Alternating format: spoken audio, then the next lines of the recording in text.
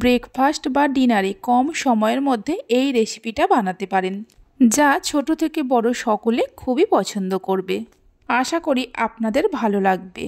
নমস্কার বন্ধুরা, রূপাস কিচেনে সবাইকে স্বাগতম। তাহলে চলুন দেখে নেওয়া যাক। শুরু থেকে শেষ পর্যন্ত দেখার জন্য আপনাদের কাছে অনুরোধ রইল। প্রথমে একটা পাত্রের মধ্যে কিছুটা জল নিয়ে গরম করতে বসিয়ে দিয়েছি। জলের মধ্যে অল্প করে নুন দিয়ে দেব। এবার এর মধ্যে দিয়ে দেব 1 বাটি পাস্তা। এখানে প্রায় 250-এর মতো পাস্তা আছে।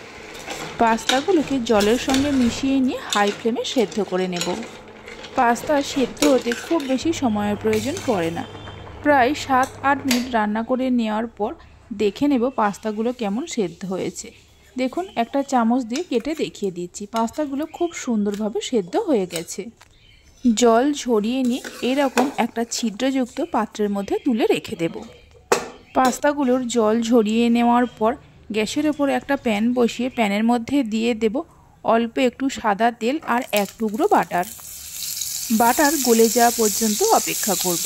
বাটার যখন গলে যাবে এর মধ্যে দিয়ে দেব 1 চামচের মতো রসুন কুচি।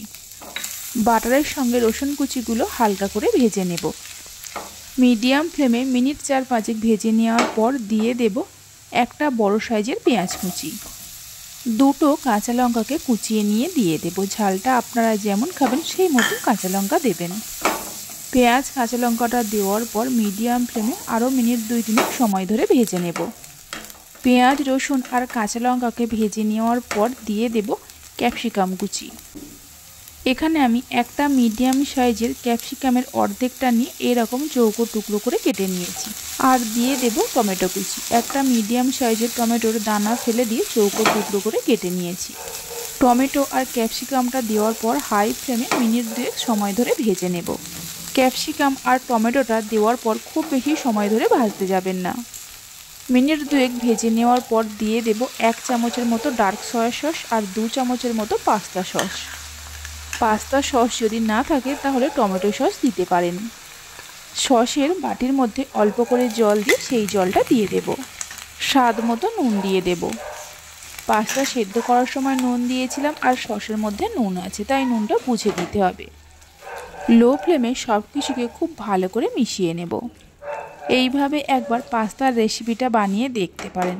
ঝটপট বানিয়ে নেওয়া যায় আর খেতেও খুবই ভালো হয়। বাড়িতে বানালে খেয়ে কেমন লাগলো অবশ্যই আমাকে কমেন্ট করে জানাবেন। সব কিছুকে ভালোভাবে মিশিয়ে নেওয়ার পর সেদ্ধ করে রাখা পাস্তাগুলো দিয়ে দেব। অল্প করে গুঁড়ো করা চিনি দিয়ে দেব আর অল্প করে গোলমরিচ গুঁড়ো দেব।